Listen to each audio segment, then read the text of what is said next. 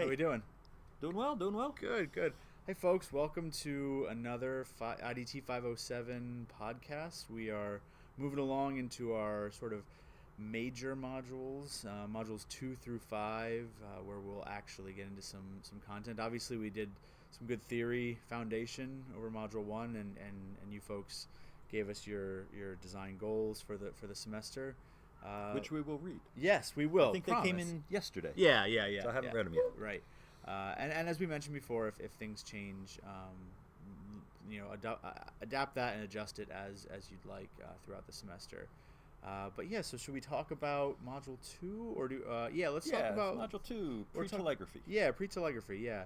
So if you look at our screen here, we just put together sort of a brief discussion about the theory, the ages that we're going to be going through, and then pre-telegraphy specifically. I think all of these words, by the way, we've cribbed them from the reading notes. So absolutely. This is just a condensed version of the reading notes that we're just going to kind of walk through. So. Absolutely, yeah. And I discovered a new feature in Google Slides. Oh, yeah? The Explore feature comes up in the little corner of your screen, and you can just set sort of like, so you'll see my socks don't match. Yes, yeah. Every slide is different. Right, so we're you trying never know some what it's going to look like. That's right, yeah. Black and white today, though. Yes. So yeah, which is appropriate because we're going to be moving from oral communication through print. So black and white's it's appropriate. Yeah. Obviously, it's a very different idea of how we communicate orally versus writing versus print and electronic, and obviously eventually we're going to get into network technologies and then finally end up at sort of 21st century, or what we're calling 21st century information technologies today. What's today? So really what we want you to read about and think about and eventually write about is to have an understanding that before telegraphy, we communicated in very different ways, and we use very different kinds of information technology, and in a sense it matters. Yeah, absolutely. And so the way that we interact with each other and the way that human society was organized, and we don't try not to say causes, right? But maybe it does, maybe it doesn't. That's the question. Do people shape the technologies, or do the technologies shape the people? Yes, and that's where the theories come in. Is sort of the idea of uses and grats, if you didn't get this by reading through it, is that the technological and communicative innovations are driven by the user needs, or what we want, or how we can gain things from communicating in a certain way. And on the other side, affordances is more saying that, it's more that we've innovated and we can innovate, and so the technology drives change. But the questions we're asking are questions that Socrates was talking about, how he hated writing, right. And so we're talking about information technologies and how they change, but these questions are as old as we were able to communicate. Yeah, writing is interesting. I've been thinking a little bit, doing some reading about that lately, about writing, handwriting. Yeah. So, and that's important to mention, that when we talk about writing, we really mean writing by hand, not the notion of, not the process that you go through of writing. Right, exactly. And so it's really, it's about the hand. It's about the physical aspects. Pen to paper, Yeah, or chisel to stone. Right, no, absolutely. And so that's really, so it's just and so when that comes along, then all of a sudden people can write, and they don't have to remember everything. Right. If you think today that the current generation gets, excoriated for using Google to remember everything, Socrates was like, you guys are going to forget everything because you're going to write it down. You don't have to remember anything. So, and then when print comes along, it changes that dynamic, because you don't have to have the writer doing it. Right. Exactly.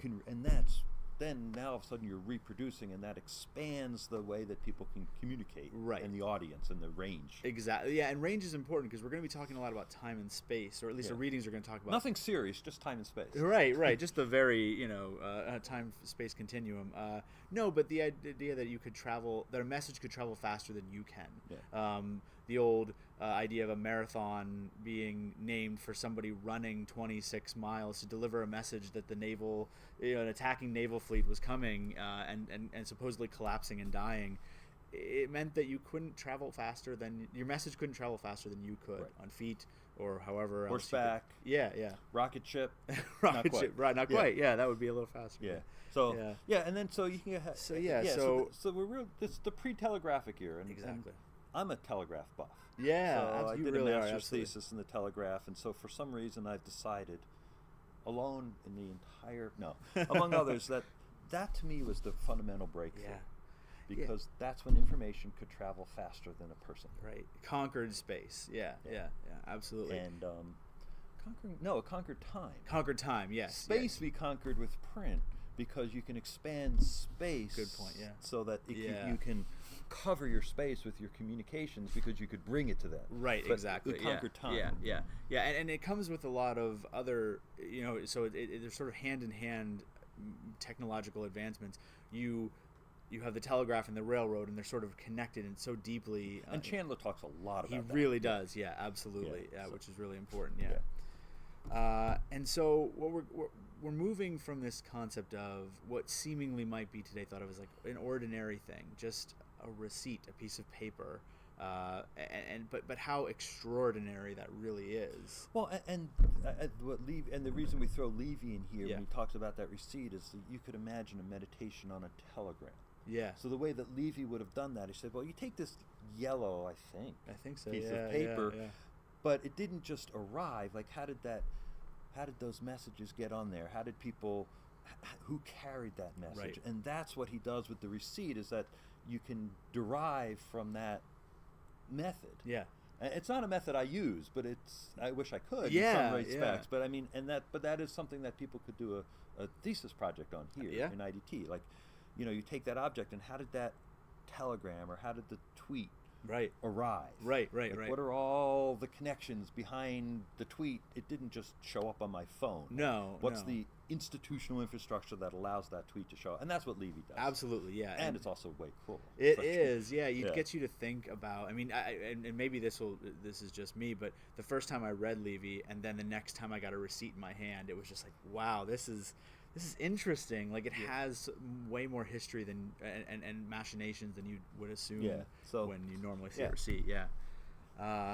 And for us, we always want to sort of bring back in this theory idea, because it foregrounds, well, why did this change, or what about these innovations, and what drove them?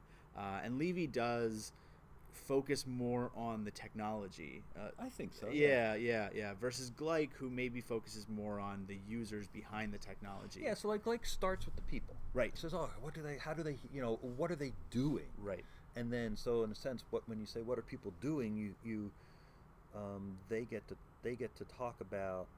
Then Gleick gets to talk about what tools did they use. Right. Levy says, well, what tools are there? Yeah. And then, so what did the people do? Not in response to, but in collaboration with those tools. So I'm an affordance person. I'm a technology person. I think I probably am at heart too, or I guess I don't know. I see the nice sort of in concert that the user and the technology, because I sort of get cynical a little bit when I say, like, oh, well, the new iPhone, they just got you to not that I don't have it in my pocket, but they got me to want to do to use a feature that I never thought I needed before. And that's really sort of more of an affordance thing. What does the phone afford for me, versus the consumer base clamoring for a certain feature, and then the company responding and saying, okay, we hear you, we'll make that. That's more of a uses and grats kind of perspective. Is what do you need? Let me make it for you. The affordance is more like, we'll tell you what you need. I guess maybe in the way that I actually work, so like, I'm trying to use wikis more. Yeah. But that's not because I can, in a sense. It's because that's how what I you want to think. It's Yeah. what I want. So maybe, okay. I think it's an interesting. I think you'll, and perhaps you folks will feel the same. Is you encounter different times and different technologies that lend themselves to using a different perspective, and you may find yourself, you applying affordances throughout the semester more often, or you may find yourself applying uses and grats more often. But we invite you to explore both. But always choose at least one. Oh, absolutely. In every project. That's the key, right? It's definitely going to help, and it's going to be important.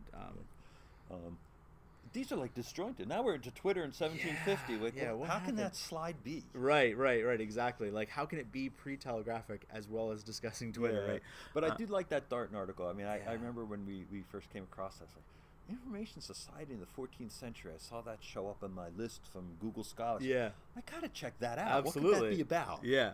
And and this idea that Twitter is our form of receipt today. In some ways, it is our oral history that we can work. And what does that mean? Like, do we lose something from that, or do we gain something? What do we gain in terms of public discourse? We could get into ideas of public sphere and everyone gathering in a town square in Paris in 1750, because that's how you would get news and how you get informed, and that's obviously not how we get news today. Right. And what does that change mean? And then and Darton too was talking about how it was sort of centralized because the messages would go out, Donald Trump is on my mind these days, and Twitter's on my mind. Right. And Trump and Twitter's on my mind, and when you don't let the National Park Service tweet, right? Yeah, I mean, right. It's like that's what we're talking about. Yeah, that's control, right? And that's sort of what, and it must be important if you want to crack down on that, like that's So that's really. What does that mean for public discourse and informed citizenry? A democratic informed citizenry. What does that mean? But it's so Twitter. It's like so oral in a way, in that it's primitive, right? And it's almost, at least with Donald Trump, perhaps you feel as it's stream just like of stream of consciousness 3 a.m. just coming out, right? Yeah, which is different. We'll say that way. Yeah, we'll say it that way. Yeah. Yes. Yeah. This idea that, and so sort of moving on to this idea that how not just how information is created, but how it moves, and how that's important to think about. We can think about it with Twitter, but you can obviously think about it with a lot of earlier pre-telegraphic technologies, and how does information get from point A to point B. But then not just that, because that's one-to-one, but how does information get from point A to all points? Right. That's the diffusion. Yeah. And as you think about the Chandler and the Brown chapter too, think about the post office as a technology. Yeah. Because it's a set of institutions, it's a set of rules, it's a set of procedures and processes, which in effect is a technology. Mm-hmm. And it, especially in early America, it shaped the way it drove the way that the society communicated. And there's a reason that there's post offices in different places. They used to a town had to be a certain size before it got a post office. Yeah, and what that would mean for that town. That meant that they were on the map, right? Literally. But it meant that they it's like they get a network drop. Yes. And they could have internet. Absolutely. I mean, post office. It's the same. It's the same concept. It's like, wow, I'm going to move to that town because they've got a post office. Right. The way I feel, I'm going to move into village because they've got internet. It really is. And the progress begets progress. So like, more people move in, and then there's more people who contribute to the economic growth of that, and then it becomes it sort of snowballs in that way. Yeah. So and then we end up with Pred, which it's a crazy book. Yeah. But I love those maps. Yes, the maps are where you so can great. See the days move by the years of how fast a message moved. Yeah, that's so evocative of the change in society and information, is when you can say I now can get this information more contemporaneously than I could before. And it's that notion, where he calls it, and McLuhan and Innes talked about it, as the spatial bias. Yeah. So that's like the time bias we talked about with the telegraph. The spatial bias Pred talks about is, depending on where you physically are, used to matter. Right.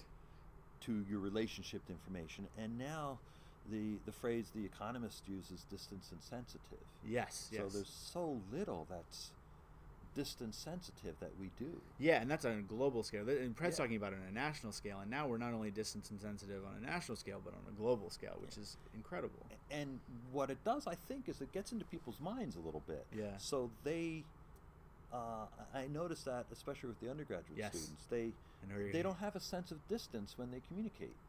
No, it's I would like a response immediately, and if you don't, But when they talk to people, I guess is what I'm thinking about. Yeah. Like they're talking to someone on the phone. I remember in the olden days, right? Yeah. But when you were talking on the phone, there's a concept in your mind of where the other person was. Yes. Yeah. And in some level, the further away they were, the poorer the quality. Yes, maybe, and so you can almost hear the distance. Yeah. But you kept in your mind a concept of how far away you were because you knew that. And now you talk on a phone, you have no idea where someone is, Right. and it's totally irrelevant. Yeah, I think that's the key, is that it's irrelevant. Yeah, and you think about sort of the stereotypical grandma on the cell phone yelling, like almost like that. That she's retaining that idea of spatial distance, that distance awareness. Like, oh, you must be far away. Let me speak up. You know. And so not only is it in your mind it's different, but the cost is different. Yes. So phone calls. Mail used to be distance price. Yes, yeah. You know, you used to pay further to prior carry. to the forever stamp, right? Yeah. Well, yeah. no, but in the first class mail would be so much Zones, for so far yeah. by zones, Yep, right? mhm. So the further zones, the more money, which made perfect sense. It does, yeah. When it was relative to the cost, Right. But we've adjusted our pricing theory, Mhm. and in the U.S., the pricing theory for phones was like the '80s that they adjusted. Yeah, and if you think about it, I bet you that it's across, because if you think about like the Amazon effect and like the free shipping, it's like we just expect you to ship everything to us for free now, which has that's spatially completely insensitive. Like, why if you ship something from California, why should it cost nothing compared to like? You know, some other places still sort of are disinsensitive in the Really? pricing. When you order something like what's your zip code? Yeah. But maybe that's for both pricing and speed. It could be, absolutely. Yeah. Anyway, so there's our spatial bias. Yeah, So you can tell we're really interested in that one. So read everything. Yes. Yeah. Do everything. Oh, and the proposals. Yeah, let's we talk got about something. those for a so second. we got 2 minutes left, Yeah, which is perfect. So let's timing. jump over here. Yeah. You'll see this. It should open up if by the time. Oh you're yeah, you reading can't this. read that on your screen, I'm sure, but that's okay. But we'll just talk through it for a second. So basically, from modules 2 through 5, we're going to do the same process where you will create an information product based on the goals that your semester goals that you laid out, and you're going to engage in a topic. Well, first you do a proposal. Yes, you do a proposal Right. based around something some kind of topic or subtopic within the readings that interested you, that you want to sort of tell a story about, and you are going to have a specific audience. So maybe it's experts in the field. You're going to define your audience, people who don't know anything about it, and then use Elementary kids. Yeah, exactly. That's a really classic. pick an audience that is relevant to your life. Right, exactly. Yeah, and so then you're going to design you're going to propose that you're going to design something based around a topic or within the readings, within the modules era, and tell a story about it using your So you given propose technology. your story, Mhm. and then you put your proposal in the Blackboard forum. Yep. And then after you've submitted a proposal, you'll be able to see the others. Yes. And then after you see the others, or when you go in, you say, I'm going to take this one and this one, then find 2 others that nobody's reserved. Yep. And the way you reserve it is you reply to their proposal, put your last name as the title of the thread, and the words, I will review this. Right. And then you've got till it's due to review it. Exactly. But don't reserve something that 2 other people have already chosen. Yeah. So if you go into a proposal, you say this looks really interesting. First, look to see as long as there's not 2 entries below it that say that they've reserved it. And so we're going to rely on students to Policing manage this themselves. themselves. Yeah, absolutely. We'll figure it out and we'll just look at it. But there should be like a way to do this, but there isn't. Yeah, That's how we're doing we've it. tried really hard, and if we can figure something else that works better, So if we anybody will. knows, let us know. Yeah, So yeah. there we go. And we will be back Yes. with another podcast. The next date we're scheduled, which I could look it up. I have it right here. Let's see. Course schedule modules. Looks like the next time we are doing a podcast is Wednesday, February 1st, next week. Is that right? Wow. Wait. No, that says. Is that? Free telegraphy, module proposals, and podcasts. We'll have to see what that. Maybe not. Yeah, that's. Well, we'll be back when it's time. Yes. We'll see you later. Bye. Bye.